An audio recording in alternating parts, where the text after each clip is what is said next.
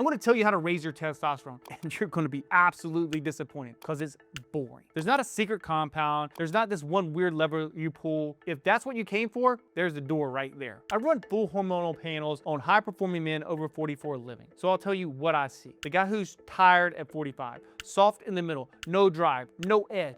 He doesn't have an exotic problem. He has a foundation problem. And he's been so busy hunting for the shortcut that he's never built the base that would have fixed it months ago. So that's the deal I'm gonna make with you. I'm not selling you anything to swallow. I'm gonna walk you through the 4 boring inputs that are gonna actually move your testosterone. The ones that you can control. And I'm going to be straight that the reason they work so fast is because you've been ignoring them for so long. So let's get into it. Let me tell you exactly how this goes because I watch it every week. A guy books a call with me. He's successful, sharp, runs a company, or at a desk that prints money. And the first thing out of his mouth is some version of, I think my testosterone's low. What do I need to take? He's already decided. He's read the thread. He's seen the ads. He's halfway to ordering something off a clinic website. He wants the input. He wants the lever. And I get it because that's how he runs everything else. Finds the high leverage moves, deploy capital, win. So he treats his own body like a deal he can close with the right purchase. Here's where this all falls apart. When I actually run his panel, the testosterone number is really the start of the story. It's the end of it. It's the readout of a body that hasn't slept right in years, carries more fat than it should, trains in a way that does almost nothing for it, and runs on stress and alcohol. The number is low because the inputs are broken, and you cannot buy your way past a broken input. You can only fix it. So before you spend $1 on anything,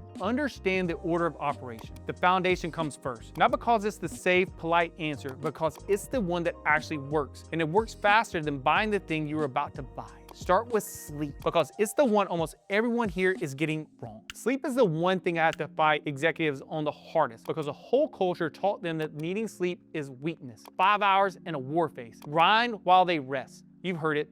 Maybe you've said it. So let me give it to you as the straight science. There's a study out of the University of Chicago where they took a healthy young men and cut them to 5 hours of sleep a night for 1 week. Just 1 week. Their daytime testosterone dropped by 10 to 15%. The researchers put it bluntly. That drop is about what you'd expect from aging 10 to 15 years. 1 week of bad sleep aged these men's hormones by a decade. Sit with that because it reframes the whole thing. You don't have a low testosterone problem. You have a 5 hours of sleep problem wearing a low testosterone costume. And you've been hunting for a bottle to fix the hole you've dug yourself every single night on purpose. This is also the fastest win on the list, which is why I led with it. You can't add 10 years of training age to your body this week. You can absolutely give it a real night of sleep tonight and again tomorrow and feel the difference inside of a couple of weeks. That's the pattern for everything in this video. The boring input you've ignored the longest is the one that pays back the fastest. Now the uncomfortable, the fat you are carrying. And this is the one guys are going to get defensive about. So I'll just say it straight. The extra fat you're carrying is working against you. It's lowering your testosterone right now. And there's a real biological reason. Body fat isn't an inert storage tank. It's a hormonal active tissue.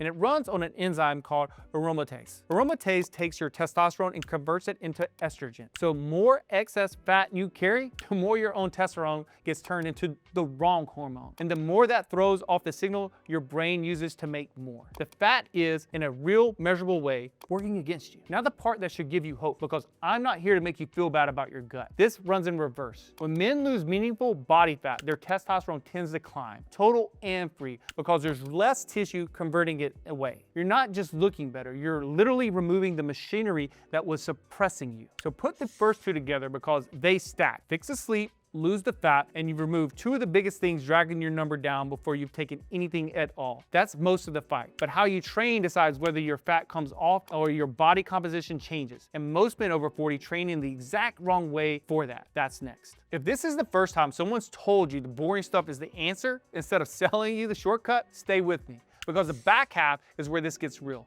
How you train, and the two things you do every week that are taxing your testosterone while you blame everything else. These are the ones that cost you something to give up. So you decided to get healthy. What did you do? You did more cardio. You bought the bike. You started running. You grind an hour out on the treadmill and feel virtuous about it. And for your heart, fine. Good. But if your goal is your testosterone and your body composition, you pick the slowest lane there is. And past the point, you're working against yourself. So let me give you the honest version. The training that supports your hormones and changes your body is resistance training. Compound movements that load real muscle squats, deadlifts, presses, rows, the stuff that makes you put weight on a bar. That kind of training drives a real hormonal response and builds the muscle that fixes your body composition, which remember, is the thing that pulls fat off and shuts down the aromatase problem we covered a minute ago. It's the same fight from a different angle. And the flip side is the part that the cardio crowd doesn't want to hear. Chronic grinding endurance work, hours of it, day after day,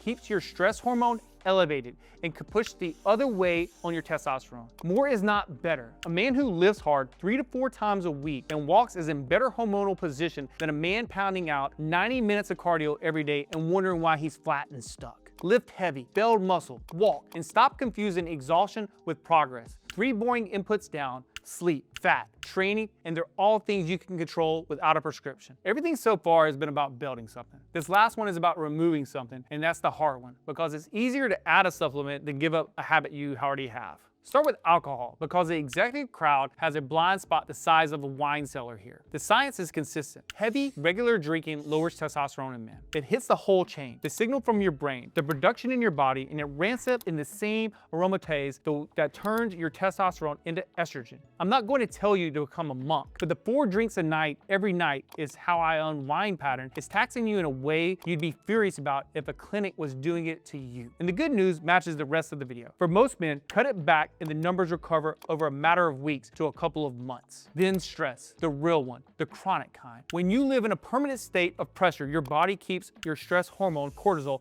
jacked up. And cortisol works against testosterone. This is an executive's actual occupational hazard. And notice how it ties to the whole video together. Poor sleep raises it. Grinding yourself into the ground with cardio raises it. The all gas, no brakes life raises it. The foundation is one system, and the stress is the thread running through all of it. So that's the subtraction. Remove what is suppressing you, and the system recovers on its own. Put all 5 together, and the real answer to this whole topic becomes into focus. And it's the opposite of what you were sold. So let me put it all together, and let me be blunt about it. You came here wanting your testosterone to skyrocket fast, and guess what?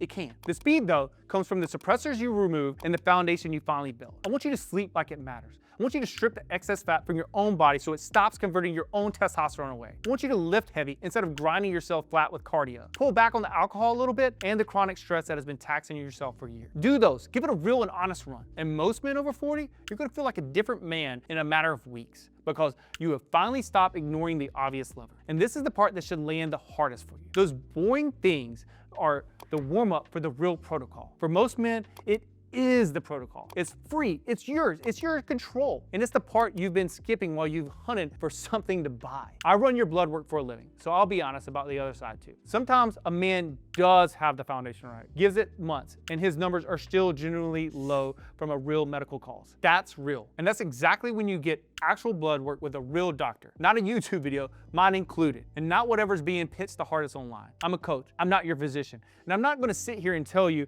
what to put in your body, because that's a decision you and a licensed provider should look at with actual data. That's the truth about raising your testosterone fast. It's boring, but it's free. It's the foundation you've already knew about and kept putting off. Build that first, and most of what you are about to go buy, you'll never need. So you don't start with a prescription, and you don't start with a bottle. You start with a foundation, because that's the part that's yours. And for a lot of guys, it's the part that changes how you feel the fastest. Now, the question I didn't touch, here's the other side of it. What if you do all of this, you do it all right, and your numbers are still low? That's the medical conversation, the one about testosterone replacement. What's real, what's hype, and who actually needs it. I made a whole video breaking down the honest version of that. No fear mongering, no sales pitch. If that's the question you're left with, that's the next one to watch. I'll see you over there.